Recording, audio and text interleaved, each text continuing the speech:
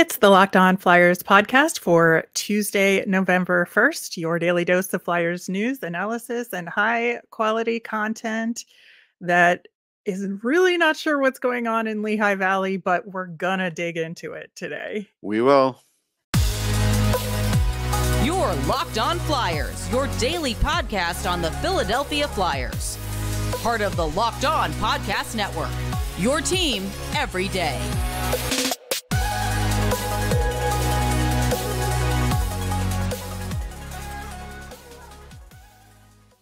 Hello, once again. I am Rachel Donner. You can find me on Twitter at rmiriam. I'm here with the brilliant Russ Cohen, who's on Twitter at Sportsology. Thanks for making us your first listen every day. You can follow us on Twitter at Locked On Flyers. That's where we post about our latest episodes and Flyers news. You can also email the show at lockedonflyers@gmail. We've got a weekly mailbag, so send in your questions via Twitter, email, or you can comment over on YouTube. On today's show, we are going to talk about the latest Flyers news, including an update on Cam York. We'll preview tonight's matchup, first of a back-to-back against the New York Rangers. Plus, we'll get to those Lehigh Valley Phantoms and try and see what we can figure out about the team. Locked On Flyers is free and available on Apple Podcasts, Spotify, Odyssey, wherever you are listening. So subscribe. You'll get all of our episodes here on the Locked On Podcast Network. Plus, we're over on YouTube, so subscribe there as well. Russ, we did learn via Brent Flair that Cam York is day-to-day with a lower body injury. He was hurt in Sunday's game at Hershey. Like I said on yesterday's show, it was kind of hard to tell what happened. So I'm guessing that's just a placeholder until they have more information about the injury and can be more accurate. But it's not good news for him in terms of getting, the playing time to maybe make a run at getting called up. Yeah, it's unfortunate because I actually was working on an article about that, and it actually happened right after I finished that article. So I put that article on hold for now because he was doing really well. And, I think there will be a point where they should call him up. So now this does muddy it up a little bit, and then we have to see a prognosis and everything else. My worry is that we don't get a prognosis and the day-to-day just kind of sits out there because it's sat out there for other players with the Flyers, and then all of a sudden you get another update and it's worse. So I don't know how to feel. Yeah, like I said, I think this is just a placeholder, and so we'll see what else comes out about it. And as we discussed the Phantoms, obviously they don't have games again until next weekend, so a little bit of time to sort that out, but stay tuned on that front. As far as news on the Flyers side of things, Tortorella had some media availability yesterday. He was asked specifically about Kieffer Bellows' play, and he said that as of that moment, he still needed to review the tape on an individual level. Obviously teams pull individual tape on the different Right. players so that you can focus on their play. And so didn't have an update on that, but just from big picture wise, said that he liked what he saw overall, didn't make big mistakes, had one good scoring chance. Interestingly, said he liked his play away from the puck because that's something that has been a weakness for Kieffer hmm Bellows, hmm but again, still needs to review the tape. Yeah, I mean, this game was a couple days ago. Like, when is he going to actually watch the tape? Like, I just don't like when coaches put off the media by saying that, and that's what he's doing. But I saw enough of the game by being there. I know sometimes you're looking at other things and doing other things on the bench. I get that. But I think what he said's accurate, and I think he's, worthy of getting more ice time. I didn't see any problems out there defensively. I saw, a little bit of physicality. Like you said, the one scoring chance was good. That's all you could hope for a new guy that you just throw in the lineup.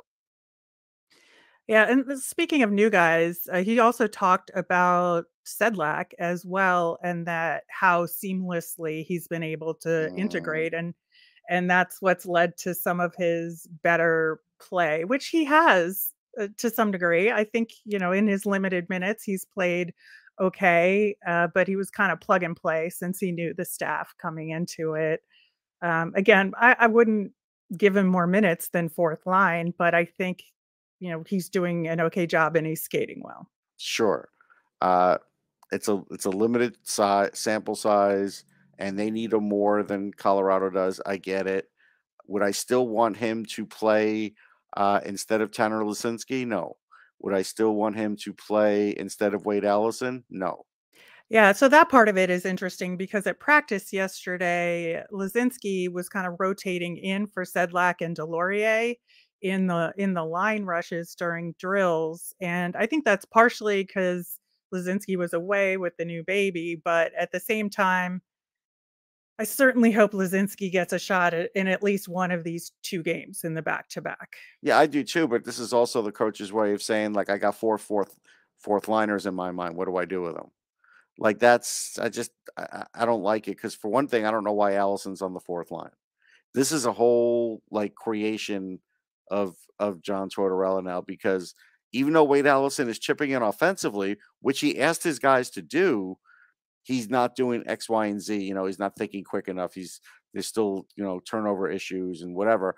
Like, there's a point, I feel, where this coach has to find a happy medium with the people that he has, because there's only going to be so many call-ups and changes you can make.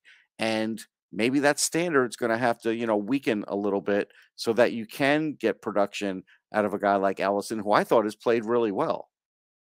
Yeah, I think he maybe deserves to move up a little bit, but Tort seems to be attached to this fourth line and what they're doing currently and doesn't want to break that up.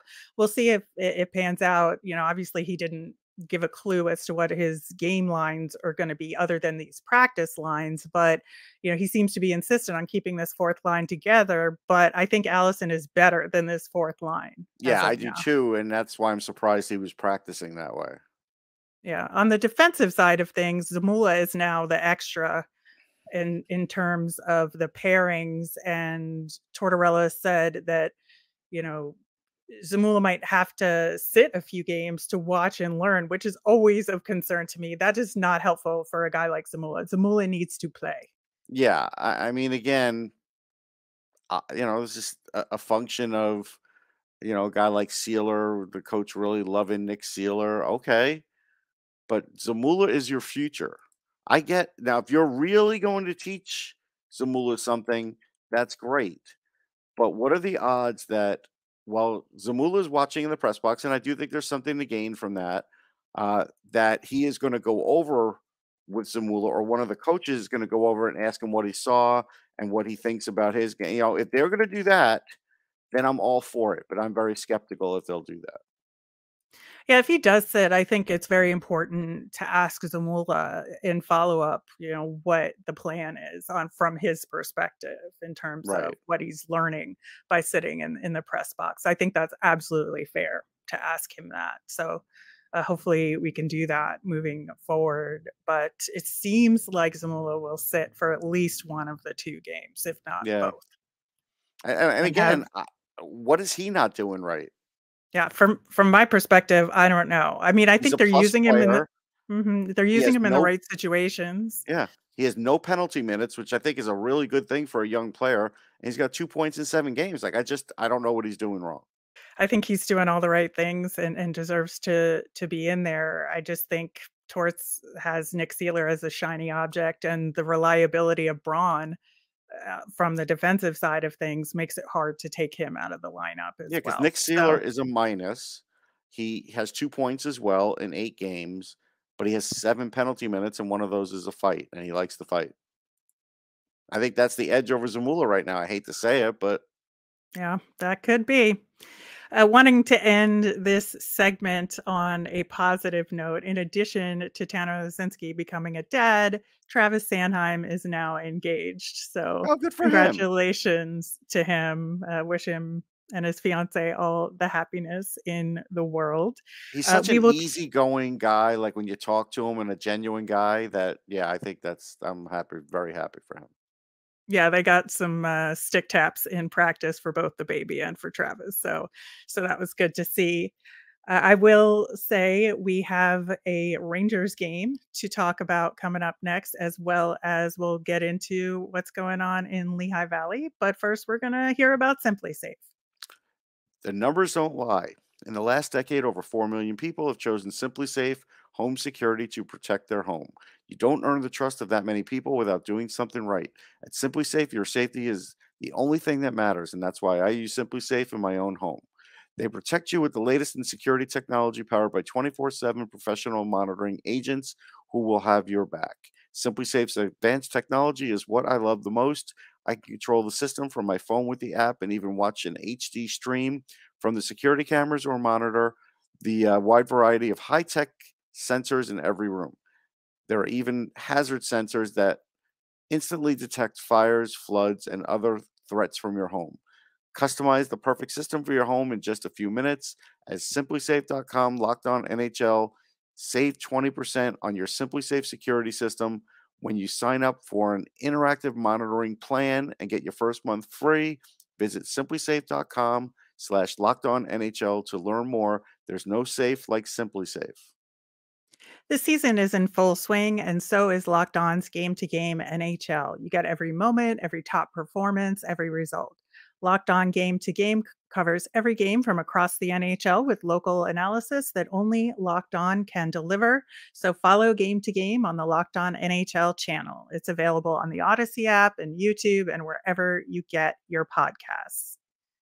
So the Flyers face the New York Rangers this evening, and the Rangers are a little bit of a mixed bag, but have kind of gotten back on the horse on the last couple of games.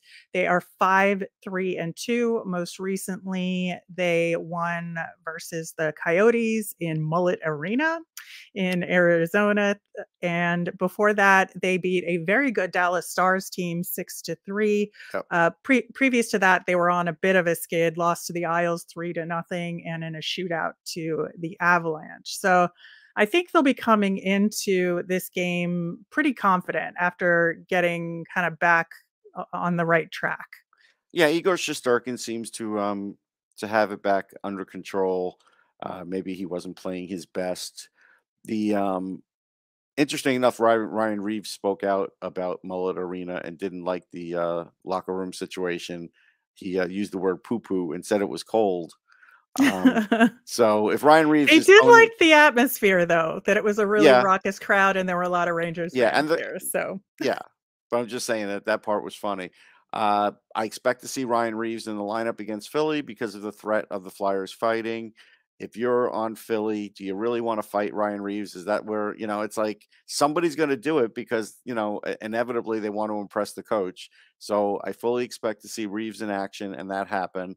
They will say about the Rangers, Alexis Lafreniere is playing a lot better. So now their first two lines are really a big threat, and that's a big deal. Mika Zibanejad's been really struggling 5-on-5, so you kind of wonder how long that's going to last. I don't think it's going to last that long because I looked up like expected goals for the Rangers, and they're still 5th in the league, so they're generating. yeah. Panarin's playing great, like he's up among the leading scorers in the league, right? So Yeah, he's got 16 points so Yeah. far, which is pretty darn good.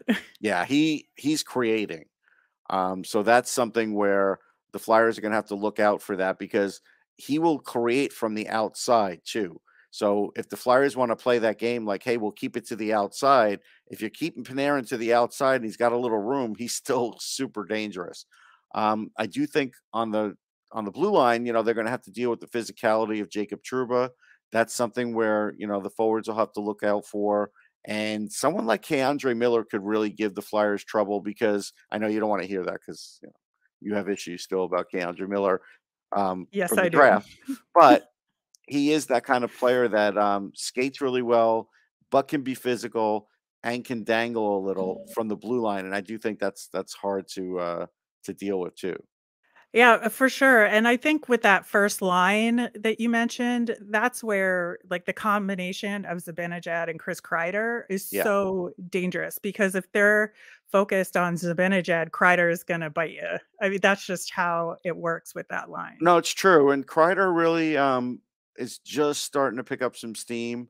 So that is something to watch out for. And you always have to worry about Adam Fox because he's just super smart. And, the other thing is, people were wondering, was that Trocheck move a good move?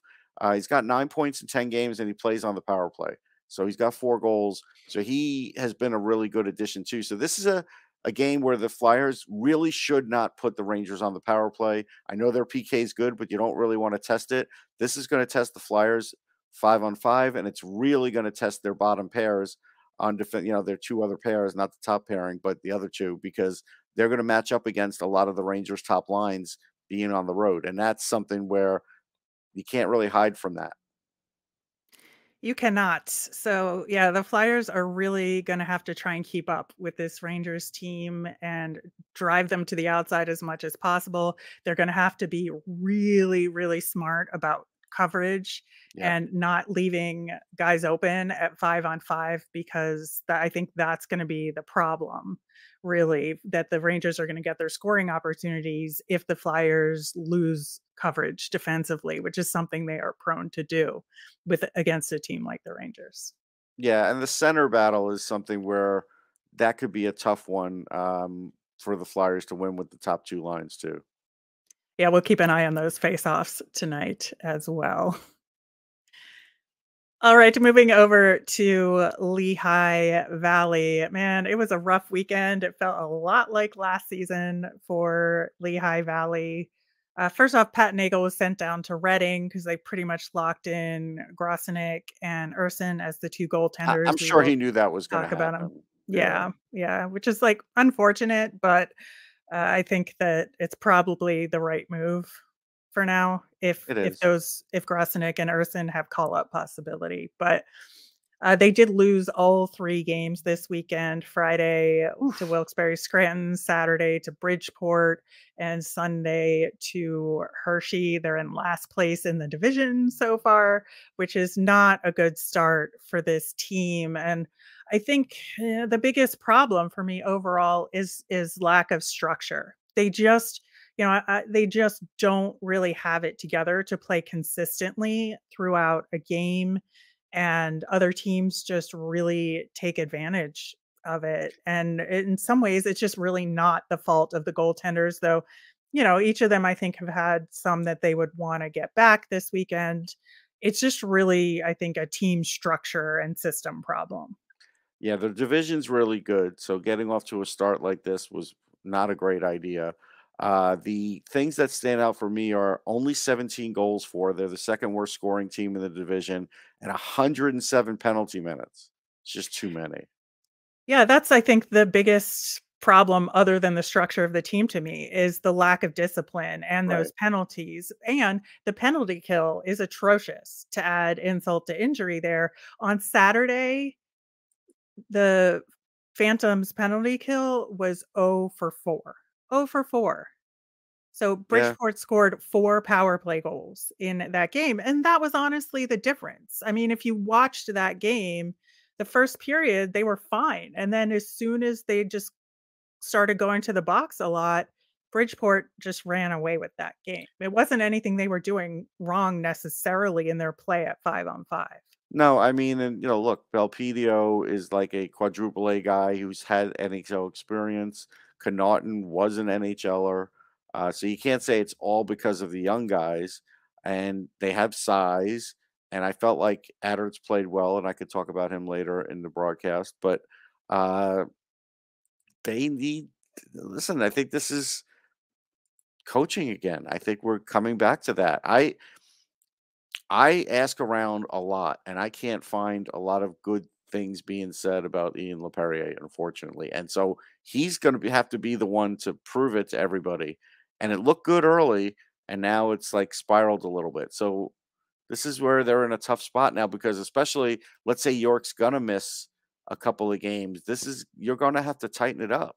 Yeah, you absolutely will. And it was such a shame because Cam York got his first goal of the season on Saturday, along with Wyatt Wiley in that game. But Phantoms got way outshot 2 of the 3 games this weekend, 35-23 on Friday, 34-23 on Sunday. And that's just not going to cut it, I think, in terms of being able to create scoring opportunities. And that's really the problem. They need to figure out a way to get their offense going that's set up and to make planned and designed plays that work for them, because those are the kinds of things that these guys need to learn and perfect in order to translate their game to the NHL level. Yeah, I think that's fair. I think it almost seems like they're going to have the blue line create the spark for the forwards, and maybe that would be a good thing here. Wiley could certainly help with that. Is there a reason he didn't play Sunday? I'm not sure what Okay, that was, but they I will say there were some bright spots, which we will talk about when okay. we I mean, talk because about the his offense individual has been players. better lately, especially second half of last year. So if York is out, it would seem like he could pick it up for them. So that's what I would look at. Yeah, well, we're gonna look at some individual player performances and next steps for them coming up next. But again, wanna end the segment on a high note. So congratulations to Bob Rochuk, who calls Phantoms games. It was his 1,000th hockey game he called on Saturday, and it was his birthday. It was a ton of fun seeing the little tribute to him on the screen that they did, and he's been a guest on the show as well, so thanks to him for that. And we'll talk about those individual players next. Okay, Russ. So we've talked about Cam York and the injury, but there were definitely some other guys. I do want you to get into what your takeaways from Ronnie Attard have been. Yeah, my takeaways for Ronnie Attard, I feel like he's closer to the NHL now than he was before. I was watching him and watching different games, and there's times he can get behind the defense a little bit to add some extra offense. But what I noticed most is his stick work has gotten a lot better. So like even if he's not getting to the spot first in the corner, because he does lose some of those foot races, he is learning how to use his reach and getting the puck out of there that way. And I feel like that's been a big thing. The pace of the NHL, the AHL rather, is not a problem. Like that's he looks good doing that. But I do feel like the stick work, and I feel like the just the overall defensive awareness has increased. Offense is fine. Look, he's on the power play. He's got a great shot. The release on his shot is certainly faster now than it's ever been because he's kind of just throwing up a wrist shot really quick and getting it on net, and that's a really good idea at any level. So I look at him and I say, he's got like 7 or 8 games in now.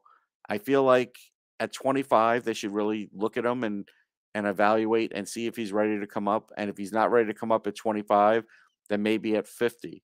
But that is where in time, and again, John Tortorella is not against this. In time, if Ronnie Attard's ready, then guess what? I put him up.